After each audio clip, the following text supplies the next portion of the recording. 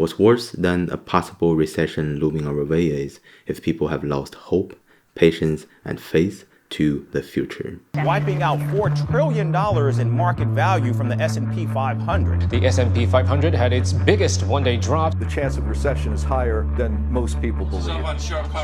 Many experts believe the U.S. could enter a recession this year. If a recession does happen, say if the stock market suffers a 50% loss, along with the housing prices, hopefully, most people, particularly young people, will only celebrate.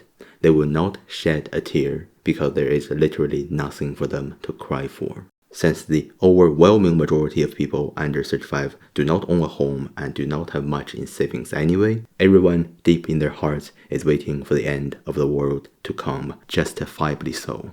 The most dangerous thing about a generation of young people lost hope to the future is a recession once in a while is relatively easier to deal with. The worst case scenario is you can just give people some stimulus checks so they can go out and buy some designer shoes. But a Great Depression of lost hope of an entire generation will not only create more and more frequent economic shocks, but will also trigger something that's much more sticky, something that is much more everlasting. On the first day of 1990, doubt crept into the markets. Investors grew nervous and the bubble finally burst. Stock prices tumbled. Over the next 2.5 years, Japan's once mighty stock market lost 63% of its value, and Japan entered an era of uncertainty and decline. After the burst of the 1990s bubble in Japan, people lost jobs, people lost homes, the newly graduated students at the time couldn't find jobs.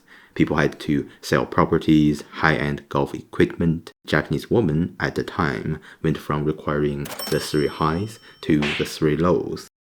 Today, the Japanese people seem to be doing okay. High school and college graduates have a more than 99% employment rate. Rent is low and the quality of everything is high, except for the generation that went through the bubble burst. Many of them still can't find proper jobs, so they rely on part-time gigs like delivering Uber Eats for people who are 30 years younger than them. Many of them still don't have their own places, and many of them remain single and childless well into their 50s, even 60s. They were essentially the sacrificed generation, sacrificed by the system, sacrificed by the ups and downs of what we call the economic cycles. And when the economy began to stabilize again, a newer generation of workers emerged to compete with them. And of course, most of them couldn't compete with someone who is 10 to 15 years younger, who is willing to get paid much less. So even to today, the lost generation of the golden age of Japan is still too young to retire and too old to be hired. As stabilities and opportunities decrease, whoever has the option to leave in pursuit of a brighter tomorrow will leave, either from their birth city or even birth country. This often applies first to the more talented and ambitious individuals, aka the last group of people you want to lose, because these are the group of people who is willing to work for peanuts day and night in an attempt to gamble for a great future. But if even they can't see a future for themselves, whether a career or the possibility of owning their own home, or even romantically, they will switch to a place where they can.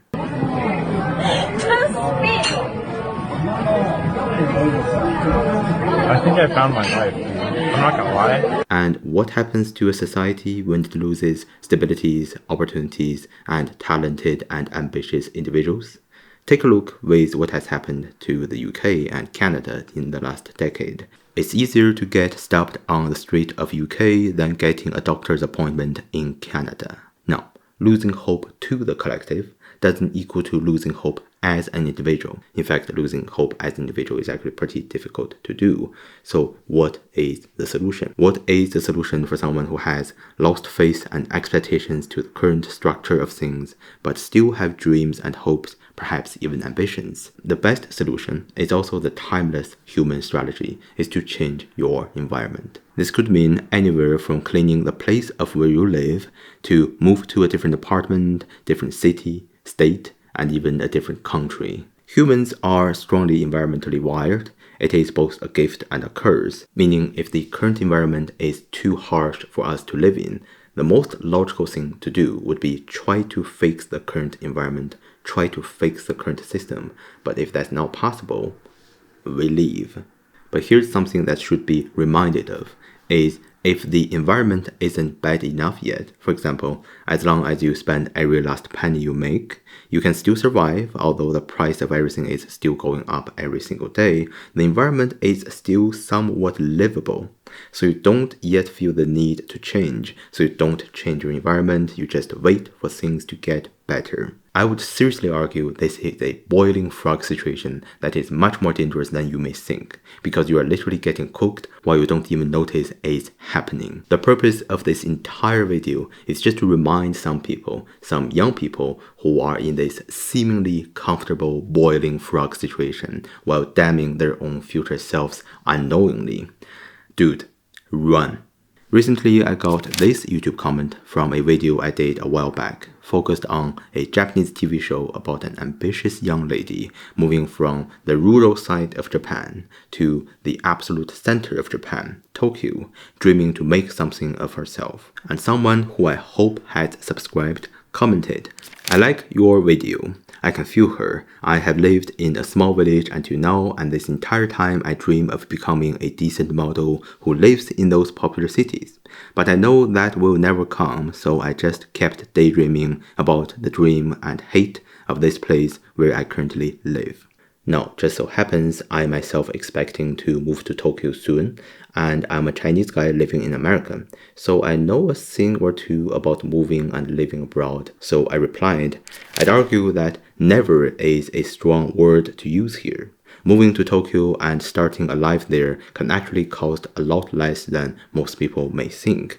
In fact, if you compare the cost of living in New York City and Tokyo, Tokyo is significantly more affordable and more fun. If you do more research on this, you may find it easier and more possible than you think." My point is, if someone has lost hope and expectations to the future of the current momentum of things, of the current system, of the current structure, the best thing for them to do is actually just to move to a new environment, somewhere that offers more in short to medium term future, while keeping the old place as a backup. You always want a backup. If you're interested in more different ideas, foreign inspirations, and more importantly, international experiences and strategies, allow me to introduce 10 Ancient Wisdoms from Ancient China, a cultural guide for the worldly mind. It's an ebook I have accumulated from my personal inspirations, traveling and living abroad experiences. It also comes with a small gift. Both will help you tremendously to explore international ideas and options. Link in description. To finish this video, I must emphasize again that the world will be fine. The future will be fine. It's just this generation of people have been purposely sacrificed and ruined. And it's not any of this generation's fault. So it is literally everybody else's fault, which is kind of ironic. But this is the situation we're in, so save yourself while you can.